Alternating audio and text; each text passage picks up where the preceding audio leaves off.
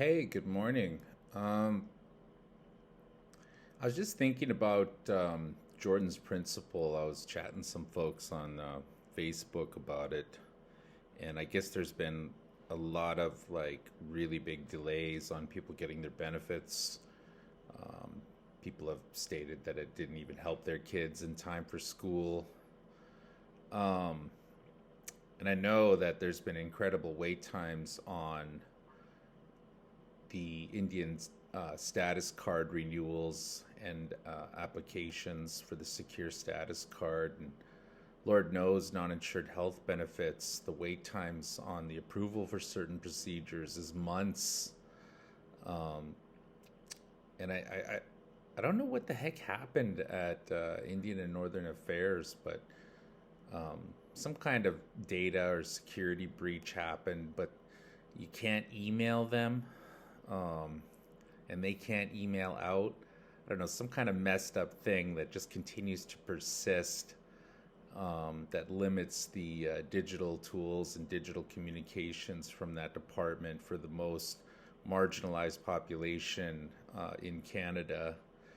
I don't know. Kind of, in the States, they're so crazy about class action lawsuits. And I'm really starting to believe that now might be the time, for all my litigating friends to put the call out, a class action lawsuit over the incredible wait times over essential services such as Jordan's Principle, medical procedures through NIHB, and of course the secure Indian status card application process. All of these things are literally life and death circumstances for Canada's First Nations, uh, population. Um, and the federal government has a fiduciary and legal obligation to meet these duties defined by its trust relationship between the Crown and Indigenous peoples. I know in the States, I mean, the federal government gets sued like a mofo if like instantly.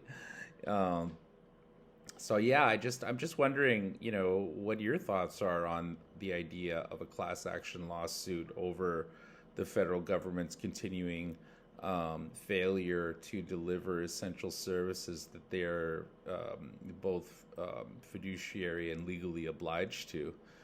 Um, yeah, because it's like a serious thing. And, we can't rely on each individual Indian Act chief to advocate, for these things, or to organize themselves through forums like the Assembly of First Nations or provincial territorial political organizational entities because, PTOs.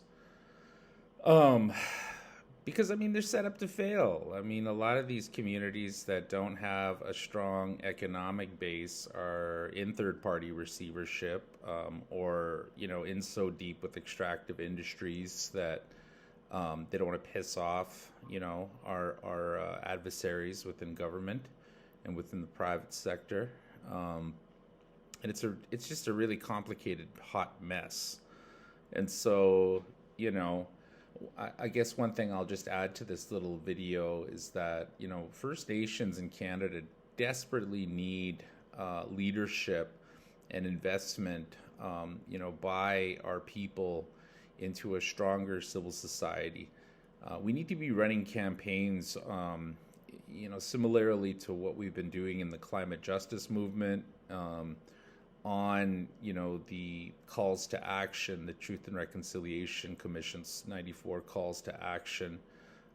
We need to be running campaigns against the federal government's termination agenda, to turn First Nations into fourth class municipalities within the Canadian state, settler colonial state.